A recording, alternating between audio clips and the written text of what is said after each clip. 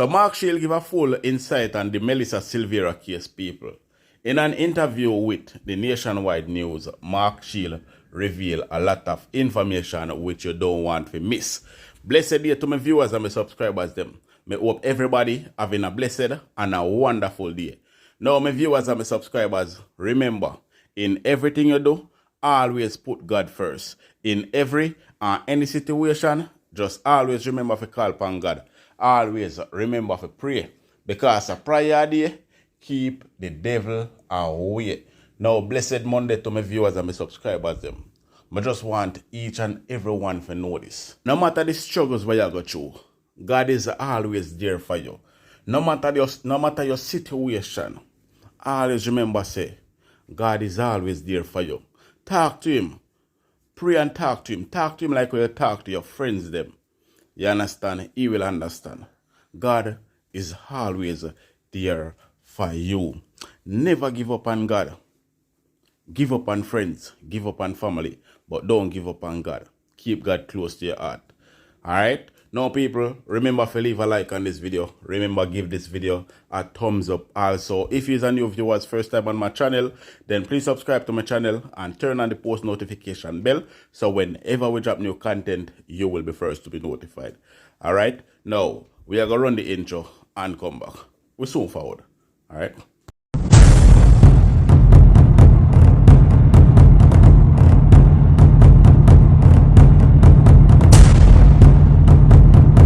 Welcome back to my viewers and my subscribers them. Big up to all of my viewers, big up to all of my subscribers them. We continually support my channel and I help my channel to grow. Remember, before you go any further in the video, leave a like on this video, give it a thumbs up. Also, if you haven't subscribed yet, now is the right time for you to subscribe. Alright, remember we bring you all the latest around here. So subscribe right now, turn on the post notification bell, so whenever we drop new content, you will be first to be notified. Alright, people? Now, my viewers and my subscribers, Mark Shield, a top police officer, give some insight on the Melissa Silvera case, people. And basically, he is shocked about what happened where Melissa Silvera get 3 shots and they pronounce her as she died from a natural cause.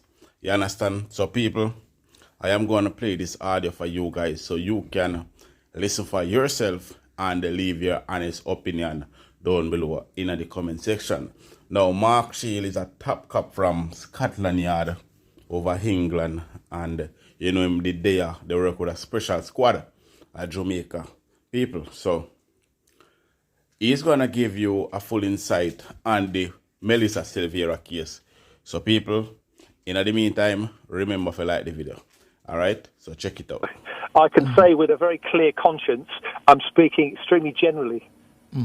Yeah. In your experience, Mark Shields, have you ever heard of a situation where someone was said to have died in their sleep, and then it turns out later that that person was the victim of a murder? That's happened. That sort of thing happens all over the world. It will not be the first if that was the case in anything that happened in Jamaica, and it won't be the last. These things happen, unfortunately. In fact, you hear about cases in the United Kingdom where a nurse killed about 30 babies. And they said the babies died of natural causes, and it wasn't until years later that there was an investigation, and they found that in that particular case, the nurse was literally a mass murderer of babies. I like that answer. Have you ever seen a situation where someone has been said to have died in their sleep, then found to have been shot multiple times? Shot multiple times? Yes. Absolutely not. No, that's just beyond the realms of ridiculously. For gunshot wounds, it's very, very clear that there would be entry and exit wounds, or entry wounds at least, probably exit wounds, depending on the caliber of the bullet concerned. And if you were on this case, some of the basic questions you'd be asking of your investigators who went on the scene and the medical team? We're talking again in general terms? Yes, in general terms, yes. Can you repeat that question just so I understand? You are exactly what you you're are asking? the senior investigator. You are in the shoes of the lead investigator. This happened 6 weeks ago. Now you're learning that this was indeed, through a post-mortem, a woman who was murdered.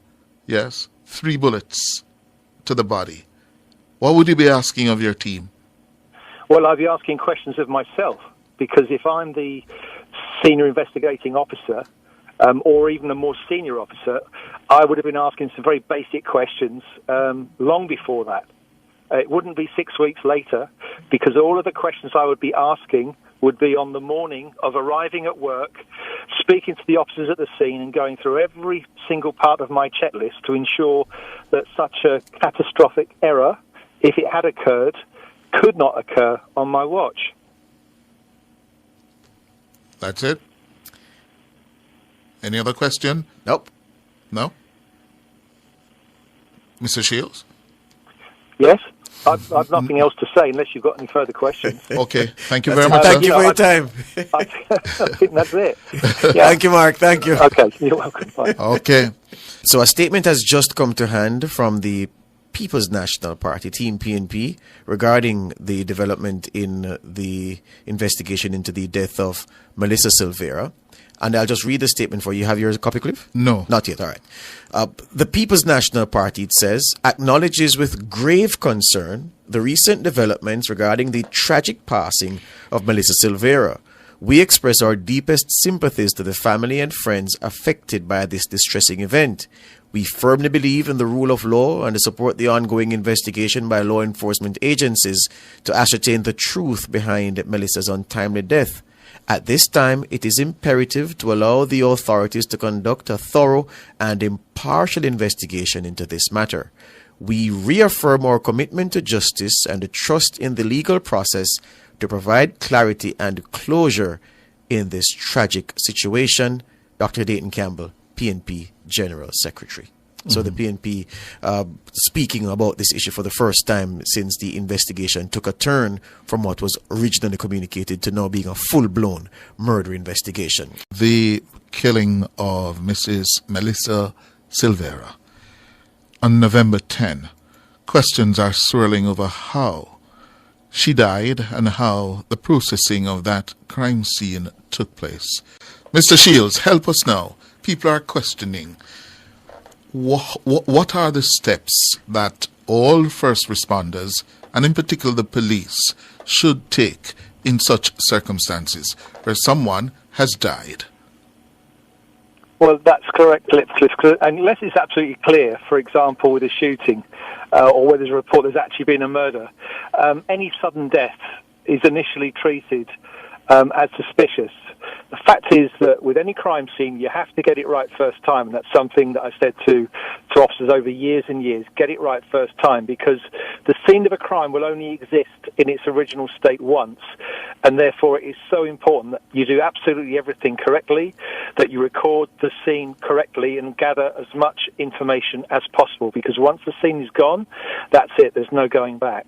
That means that the first officer on the scene has some very serious responsibilities. That may well be a uniform officer, and the person there, first and foremost, is really to determine whether that person is alive or dead. But of course, a police officer can't do that. Sometimes it might be totally obvious. If it's a decomposing body, quite clearly the person is dead. But if the person it may be breathing, it's important that officer establishes is the person alive, and to get medical attention there as soon as possible, because clearly the police first priority always is to preserve life. And once that has been done, it may be that we're moving the victim to the hospital as soon as possible.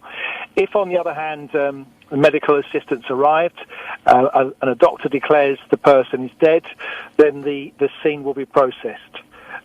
That's very, very, very important. That means securing the scene.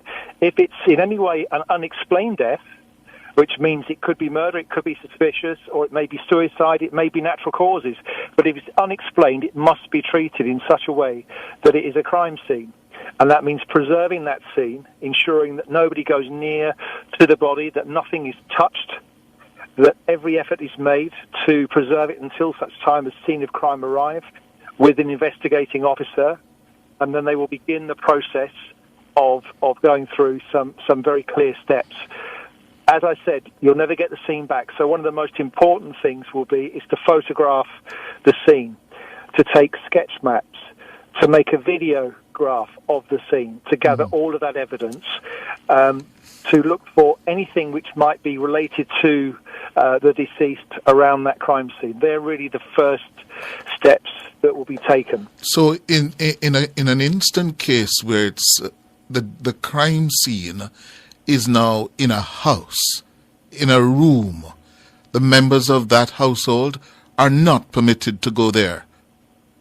Once the police have arrived, and if they've assessed that it, as I said, it's an unexplained death, then yes, we would keep everybody from that room. We'd even keep, nosy senior officers or other police officers away from the scene. The only people that would go into a house, which would be cordoned from the outside, there'd be a uniform officer on the outside of the house. The house would be unoccupied, emptied of anybody in there, and then they would keep a log for anyone going in there, from the investigator, scene of crime, and only critical people involved in the investigation will be allowed into that scene. And when they go into the scene, they will be dressed accordingly in order they do not shed any of their own DNA or anything else from their bodies once they go into that crime scene to contaminate it. So every precaution will be taken. As I've said, the important thing is when it's not clearly a murder investigation, in other words, there's not a knife or multiple gunshot wounds, one cannot be too careful. One has to treat it as an unexplained death, treat it as a crime scene, because afterwards, if one finds out that, in fact, it is natural causes or some other incident, then it's easy to wind the thing down. But it's very, very difficult once you've created a situation where the crime scene or the scene has been trampled on to ramp it up again later on back into a crime scene, because one tends to lose so much evidence. You said that they should not be allowed in, and if they are allowed in, they must be dressed accordingly. Absolutely. What do you mean by that, dressed accordingly? Well, dressed accordingly means that they would wear a suit, it's normally a white suit, covered headgear as well to prevent hairs or anything else coming from the body. And then you would wear guards overshoes, all of which would be taken out of a package, would already be sterilized, so that no DNA or other evidence can be transported into the scene. So if as you say, Mr. Shields, that every scene of an unexplained death is treated as a crime scene, and effectively you're saying that the officers are effectively working backwards from that premise to satisfy themselves if this is indeed a crime committed or person died just naturally, so we move on. Is every are police personnel trained in the basic response in a scenario like that?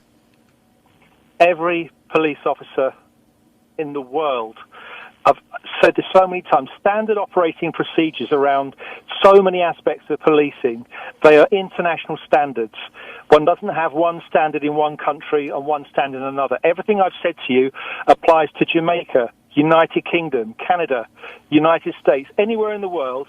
The same protocols have to be followed, because if they're not followed, then, of course, we can get to scene degradation, loss of evidence, and possibly even a loss of a case as well in extreme circumstances if the evidence is tampered with. And don't forget, there's also a question of chain of custody. That means that anything that is removed from the scene, that there must be integrity to the exhibits. That includes the body.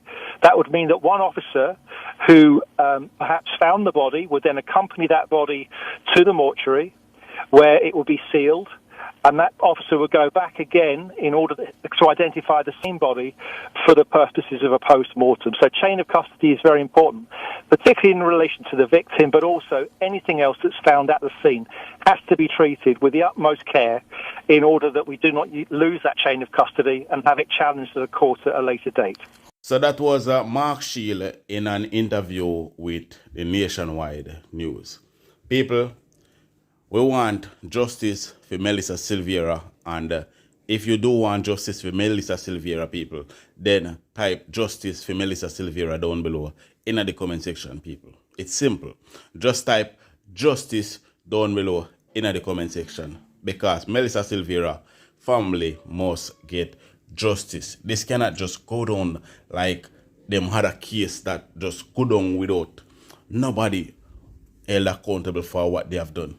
You understand what I mean? I say? So people, type justice down below in the comment section. And remember to leave a like on this video. Remember to subscribe if you haven't subscribed as yet, and turn on the post notification bell for new content. Share this content. Alright? I'm out.